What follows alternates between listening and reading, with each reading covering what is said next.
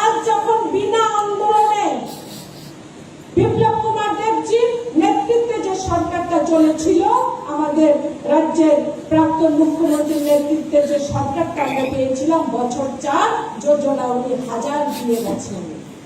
আর যখন বিনা আন্দোলনে বিনা রাস্তায় নেমে যখন 2 লাখের উপর মহিলাদের রান্নাঘরে যখন উজ্জ্বলা যোজনা গ্যাস কানেকশন চলে যায়, তখন আমাদের বুঝে নিতে হবে আমাদের সেই প্রিয় মানুষটি কেন বলেছিলেন জন্য পাল্টায়।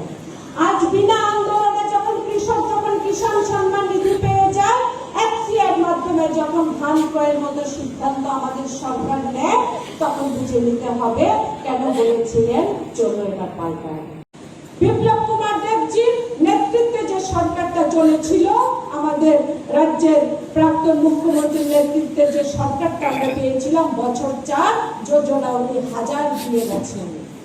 আর যখন বিনা আন্দোলনে বিনা রাস্তায় নেমে যখন 2 লাখের উপর মহিলাদের রান্নাঘরে যখন উজ্জ্বলা যোজনা গ্যাস কানেকশন চলে যায়, তখন আমাদের বুঝে নিতে হবে আমাদের সেই প্রিয় মানুষটি কেন বলেছিলেন জন্য পাল্টায়।